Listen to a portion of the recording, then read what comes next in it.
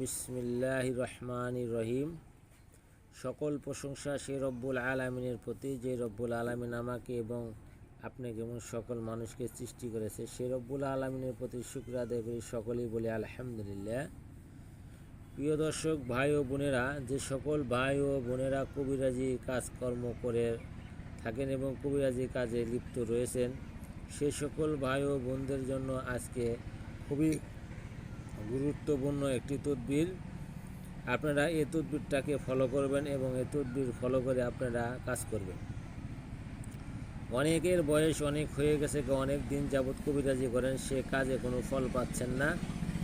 সেই সকল ভাই ও বোনদের জন্য এই তদবিরটা কিন্তু অসাধারণ একটি ফলাফল এনে দিবে।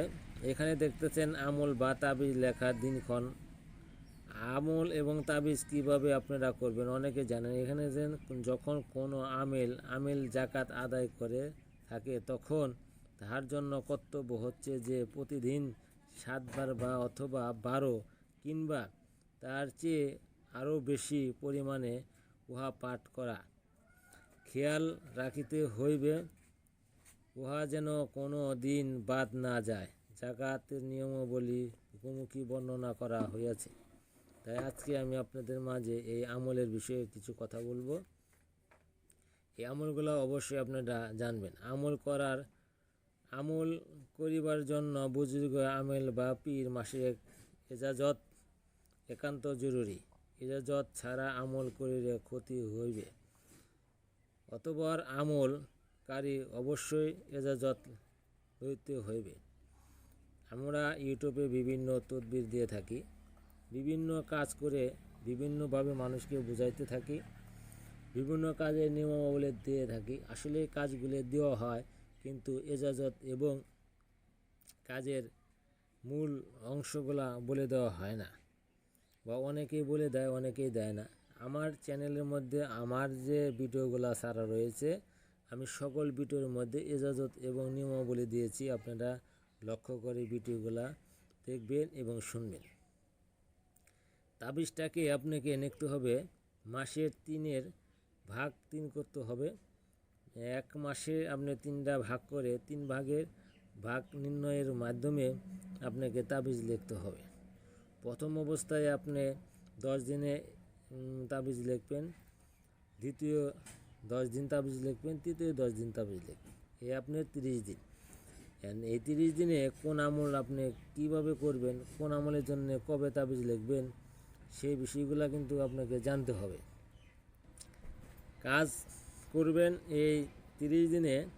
প্রথম যে অবস্থায় কাজটা করবেন, তখন রুজি রোজগার বৃদ্ধি করার জন্য আমল করিবেন, ধন সম্পদ বৃদ্ধি করার জন্য মানুষকে কাজ করে দেবেন।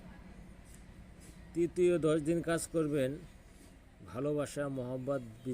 ভালোবাসা মহব্বত এবং বাধ্য করার জন্য কাজ করবেন। তৃতীয় 10 দিন কাজ করবেন বিচ্ছেদ, ফেতনা ফ্যাসাদ, শত্রুকে আক্রমণ করা, শত্রুকে বশ করা, শত্রু জাতীয় কাজগুলো করবেন। এইভাবে কাজগুলো করলে আপনার ঘরে কাজ হবে। আর আমল করার সময় অবশ্যই আপনাকে পাক পবিত্র হতে হবে, হালাল খাইতে হবে, হারাম খাওয়া যাবে না, পেঁয়াজ কম খাইতে হবে, জাল কম খাইতে হবে। আমল করার সময় আপনার 7টা দিন এইগুলা বর্জন করে আমল করবেন, অবশ্যই আপনার আমলে ফল আসবে। আশা করি আমার কথাগুলো বুঝতে পারছেন। আমার এই চ্যানেলে যারা নতুন রয়েছেন, তারা চ্যানেলটা সাবস্ক্রাইব করবেন এবং ভালো পরামর্শ নিতে চাইলে সাথে থাকেন। সরাসরি বই থেকে আপনাদেরকে তদবির দেওয়া হবে এবং বই থেকে জেনে বুঝে আমল করবেন, এবং না বুঝলে আমার নিচে দেওয়া নাম্বারে যোগাযোগ করবেন। এবং আপনাদের গ্রামের আশেপাশে বিভিন্ন মসজিদ মাদ্রাসায় বিভিন্ন আমল ব্যক্তি রয়েছে, বুজুর্গদিন রয়েছে, হুজুর মাসেক রয়েছে, তাদের সাথে পরামর্শ নিয়ে এই কাজটি করার চেষ্টা করুন। আসসালামু আলাইকুম। সকলে ভালো থাকেন এবং ভালো থাকবেন। আমার জন্য দোয়া করুন, আমি আপনাদের জন্য দোয়া করব। আর যাদের পরামর্শ দরকার, তারা নিকটস্থ অবস্থায় মসজিদ মাদ্রাসার যে হুজুর আছে, তাদের সাথে পরামর্শ করে নেবেন, এবং কিছু জানা থাকলে আমার নিচে নাম্বারে দেওয়া যোগাযোগ করে আমার কাছেও জেনে নিতে পারেন।